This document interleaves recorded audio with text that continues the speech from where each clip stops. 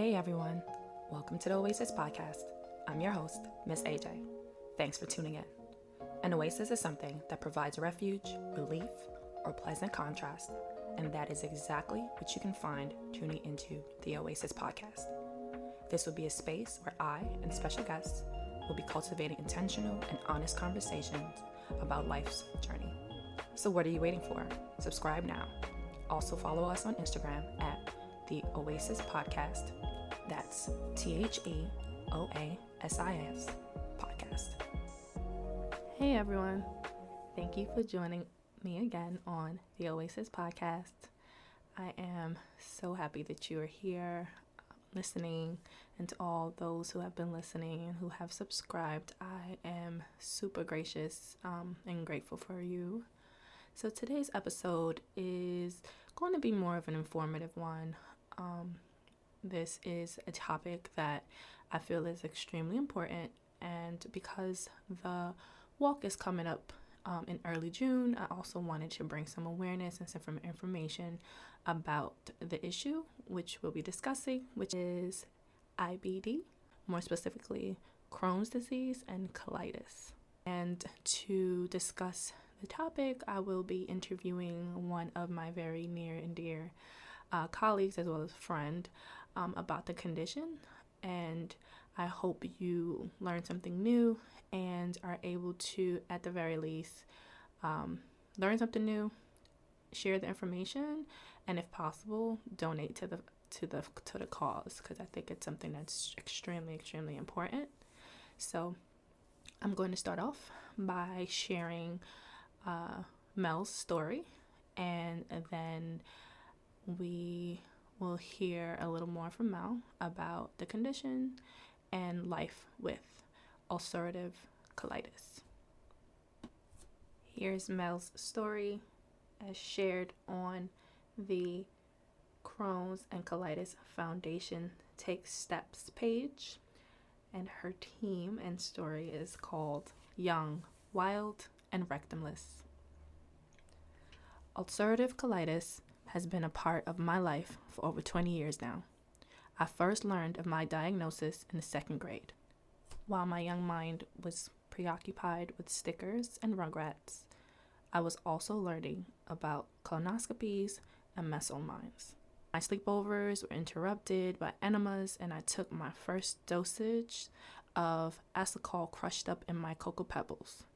15 or so pills a day soon became standard. Nevertheless, I thrived at being a child. When I was in the 4th grade, I experienced my first serious flare-up. I was put on prednisone. I was gifted all of the steroids' most desirable side effects: moon face, frequent urination, a ravenous appetite, and significant bone loss. Nonetheless, prednisone worked, as did most of my medication for many years. I had manageable flares, but remained unaware of just how ruthless IBD, irritable bowel disease, could be until the summer of 2016. The summer of 2016 was packed with exciting milestones. I moved into my first apartment with my boyfriend. We adopted our puppy, Bucky, and I started my new job as a mental health consultant. It was also the summer I experienced my most vicious flare-up.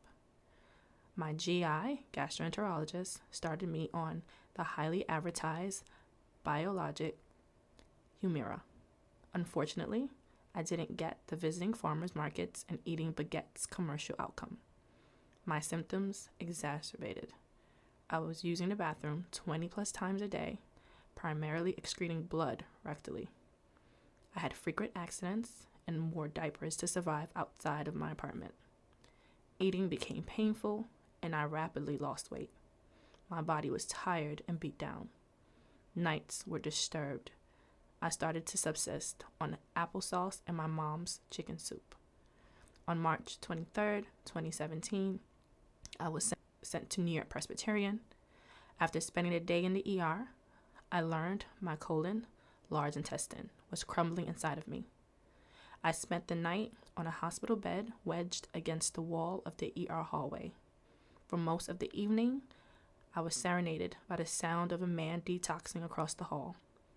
This was the first of 8 hospital stays that year. Remicade failed. A 9-day cyclosporin infusion was unsuccessful, and I was diagnosed as medically refractory. My health continued to decline. Following a bout of thrush, fever, and relentless vomiting, I was informed that we had exhausted our options. On July 25th, 2017, I had my colon removed in what would be a 3-part surgery.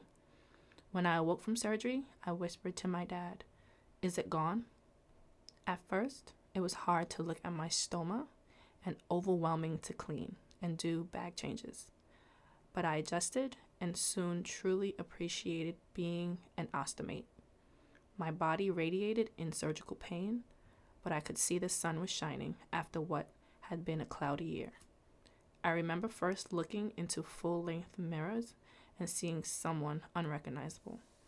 I think in that moment, I truly recognized that ulcerative colitis had been killing me. I was so excited to join the world again. After 3 fairly blissful months, I arrived at the hospital with Rachel Platten in my ears. Surgery 2 was not without complications. My rectum was removed, and my J-pouch was created in what was a 7-hour ordeal. Immediately after discharge, I was rushed back to the hospital with a bowel obstruction. For the next 3 months, I became well acquainted with staff on the 14th floor of New York Presbyterian. The output from my new stoma was dangerously high. I suffered from severe dehydration. Walking was near impossible without alarming heart palpitations and loss of breath. I was being showered and dressed by my mother. My weight had dropped to 84 pounds. I was living on Ensure and 16 antidiarrheal a day. It was impossible to function unattached to IV fluid. Nonetheless, I was optimistic that surgery number 3 would improve my health. I am now about 10 months out of surgery number 3, and I am still learning to use and understand my J-pouch. J-pouch life is not without its challenges, but it's life, and I'm certainly living. I look at my scars when I need to remember to enjoy the air I'm breathing. I am truly in a different place. I fear re-entering the world. My focus was largely on getting well, and now the world has opened to me again. I've accepted my new normal, and I think that's a result of having an army of support. I have so much gratitude for my family and friends. There are no words for the love my parents have given me. Everyone always seems concerned with acquiring their happiness. I think I'm discovering happiness in just being. Hey Mel, thank you for joining us. Hey, you're welcome. Thank you for having me. So, I wanted to have you on this episode because I really wanted to bring awareness to IBD, but most, specifically Crohn's disease and ulcerative colitis. And I wanted you to be able to share your story, and most importantly for listeners, so they can support the cause. So if you don't mind, please sharing a little bit of information about yourself. Awesome, sure. So my name is Melissa. I'm 29 years old. I live in Brooklyn, and I'm a mental health counselor. And I have ulcerative colitis.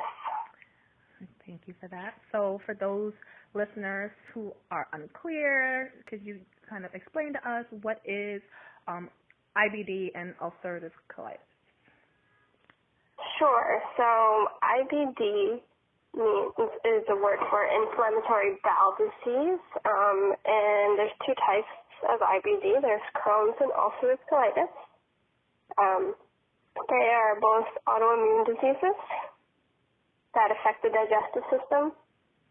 Ulcerative colitis is a disease that primarily affects the large intestine and the rectum. Okay. It causes inflammation and ulcers along the lining of the digestive tract. And it is considered a chronic illness. Okay. So, And so what do the symptoms look like? so symptoms do range depending on the severity of the disease. So some people have very mild forms of the disease, and some people have very moderate or severe, and that can change over time. Okay. But generally, some of the symptoms are abdominal cramping, diarrhea, bloody diarrhea, fatigue, anemia, joint pain, dehydration, nausea, vomiting, and also there's a lot of extraintestinal symptoms, which just means things that don't affect the GI tract, like the eyes and, like I said before, the joints. So there's really a range and quite a medley, if you'd say, of symptoms. Right. So that sounds, pretty extensive. And I know you already shared that you do have ulcerative colitis. So if you don't mind sharing, what hurdles, if any, but I'm sure there were many, but what hurdles have you experienced with the disease? Well, I was diagnosed when I was 7, so I was pretty young. Right. And so that was the first hurdle, I guess, because I really didn't understand what the disease was, and most adults don't even really understand the disease very well. Right. So it's hard to kind of wrap my head around. And I got very sick very young, so I was losing a lot of blood. And I was on a lot of medications that had some pretty awful side effects. So, like moon face, where your face gets incredibly swollen, and I had a lot of bone loss caused by like steroids. And then I just was on a ton of medication, and then when I turned 26, my medication stopped working. Mm-hmm. And so there's different levels of medication that patients take. And since I was diagnosed so young, I've been basically put on just about all of them, and they just stopped working, so my symptoms got increasingly worse. So I was losing a ton of blood when I would use the bathroom, and like a lot of patients, I was going very frequently and with urgency, so I went over 20 times a day. I was having accidents and having to wear diapers just to sort of leave the house, visiting the hospital very frequently for blood transfusions, and iron, and getting medication infusions. And so essentially what was happening was that the disease was attacking my large intestine and my rectum, so in such a awful way that they were actually starting to crumble. Wow. Like the medical term for it is friable. I don't know why they call it that. Right. But essentially what that means is that it's crumbling, and so that's what was happening. And because of that, so it's really dangerous if there's a lot of inflammation in your intestines, because your intestines hold some very toxic parts of your body. So what can happen is it could leak into the rest of your body, and that could kill people. So because of the bacteria. Right.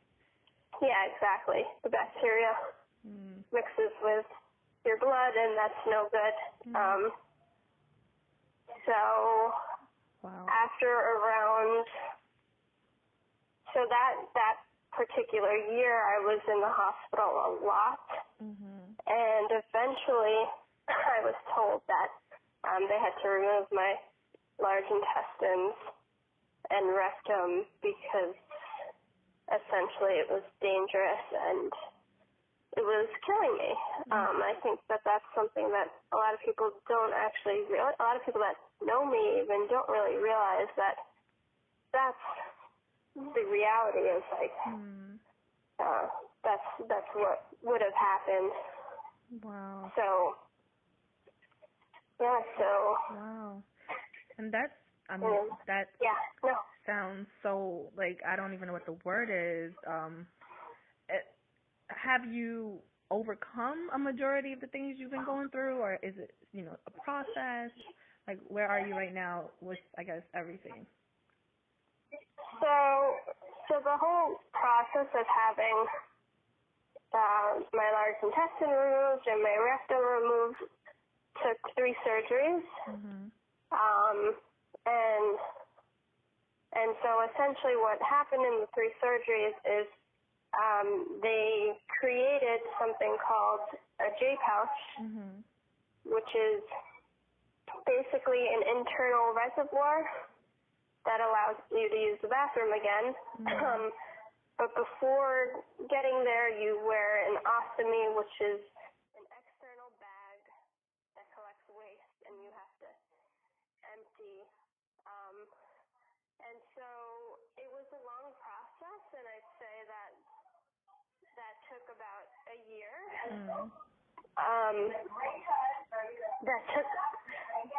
That took around a year for all the surgeries, and it was a very trying year. My second surgery was really difficult and also had some very severe complications.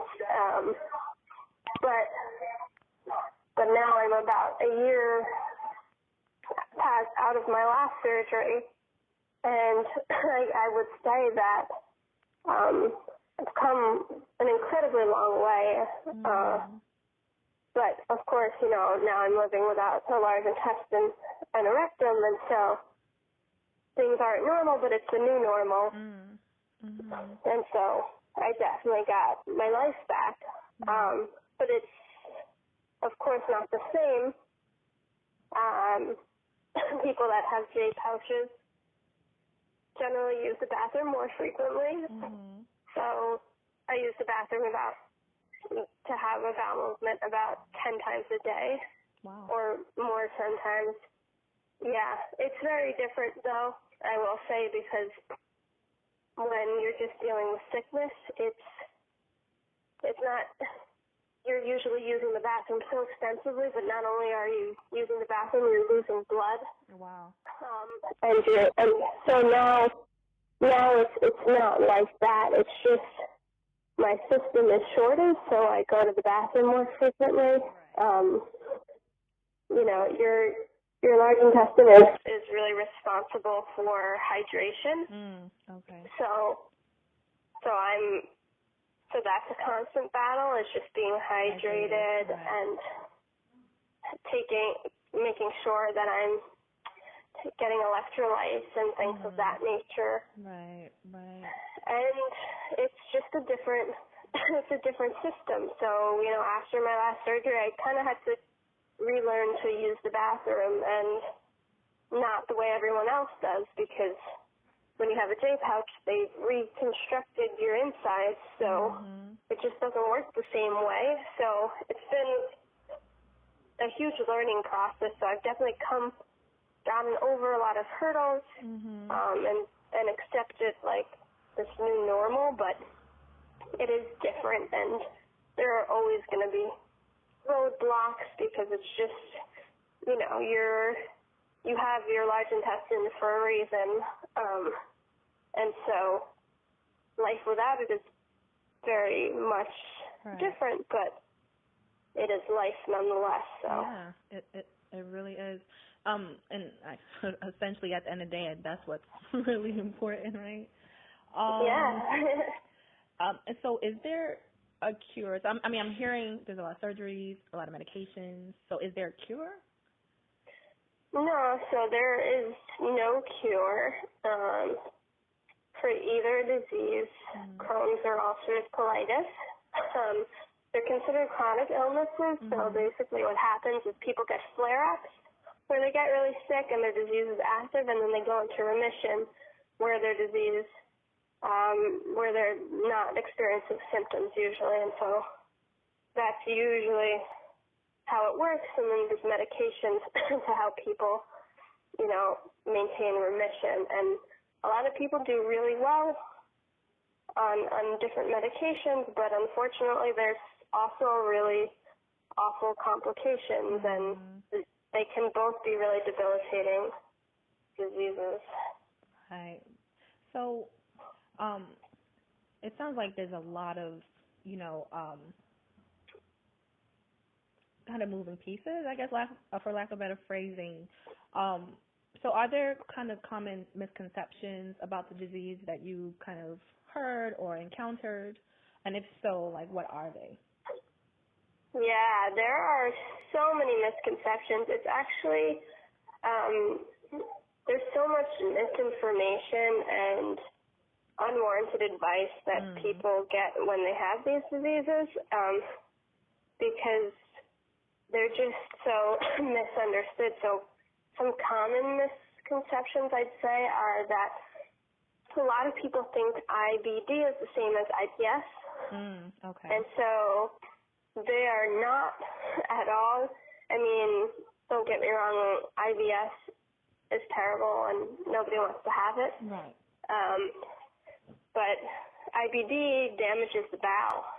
So a lot of patients with IBD might need surgery at some point or might end up losing a lot of their bowel. And when you lose your bowel, you have trouble absorbing nutrients and all sorts of things that come with losing bowel. And that doesn't happen in IBS. It is considered a functional gastrointestinal disorder, so it really doesn't do anything to the actual bowel.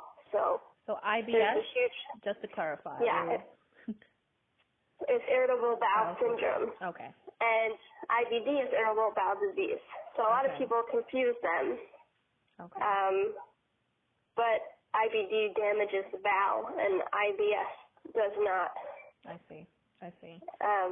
Yeah, and also I would say that a lot of people, there's that misconception that if you look good, you feel good, which is for all of us, we all know that's just not true. Right. And especially a lot of these diseases are considered like invisible illnesses, and that's because the war that's being waged on your body is happening inside, and people can't see that. So, people don't look at me and know, like, oh, she doesn't have her large intestine. Right.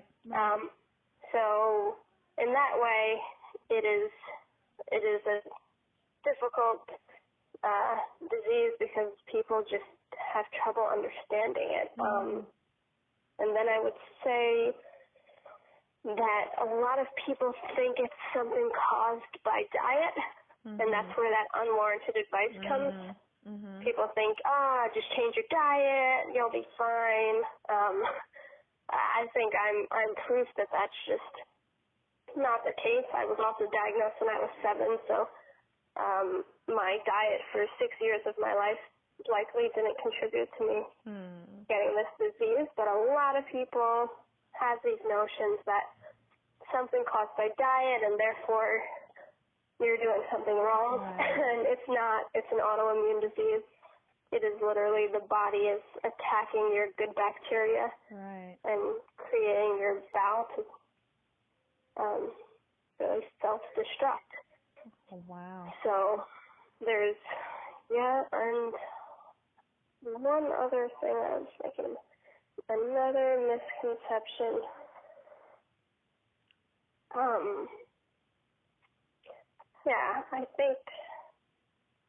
I think that those are really the common ones, that it's caused, by diet, or some people even, think that there is a cure, and they think that cure is within diet. And so you get a lot of scams as well, people trying to sell, which is really awful. Yeah, there's a lot of that. There's a lot of people that try to sell diet plans and this magic pill to people that are really suffering and that are, you know, really willing to try anything to feel better. And so, unfortunately, there's a lot of that. And I'd say lastly, I think a lot of people see it as a toilet disease, like they think it's a stomach ache, and a lot of patients have that experience of someone saying, oh yeah, like I know how you feel, I get stomach aches all the time.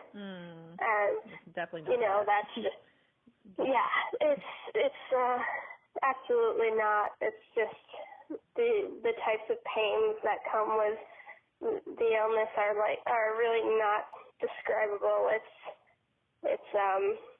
but not only that, it's much more than a toilet disease. It actually impacts the entire body, and you know, you have a faulty immune system essentially. So right. So of course, I mean, all this already kind of answers the next question, but why is awareness of this disease so important? Well, so I would say for one, it's more common than people recognize. Because unfortunately it is stigmatized, and so some people just don't talk about it. And that's another reason that awareness is so important, because it is stigmatized, and there's so many people living with this disease and feeling really alone when there's so many other people living with it. But they feel alone and they're suffering in silence, and they aren't always getting the help that they need. And so it's really important that more is understood about it, more is learned, so that there could be a cure, because there still is no cure, and there still are so many people in the world that are really struggling. Well, Mel, thank you so much for sharing. So before we end, can you kind of tell listeners how they can support, and for those who may be suffering and don't know where to turn to, if you have any advice or maybe anything you can suggest? Yeah, so for one, I would say for people that do know folks that might be struggling with Crohn's or ulcerative colitis, that I think listening and asking questions is one of the best ways you can actually be a support. Too often people don't feel heard, or when somebody is sick, people are afraid to actually ask. And more times than not, people want you to ask. This is their life. This is how they're living every day, and they might want you to know, what that looks like, so that you can actually be a good support. And if you're a person dealing with these diseases, I would say that if there was anything I really wish I knew before, was how many resources there are. So the Crohn's and Colitis Foundation is really amazing, and they have so many support groups, and they have Camp Oasis for young kids, because young kids are actually one of the higher demographics, I guess, of folks that are being diagnosed now. So they have a day camp for kids to get to know each other. And it's just a community, and so it's really nice to have that and to have people that understand. And lastly, this Sunday is the Take Steps Brooklyn Walk at Coney Island MCU Stadium at 11 a.m. So people can walk to show support for cures, and people can also donate. Both are always welcomed, so that hopefully we can get a cure. Thank you so much for sharing your story and just providing some really valuable information. I know I learned a lot already, and I thank you so much, Mel. Thank you.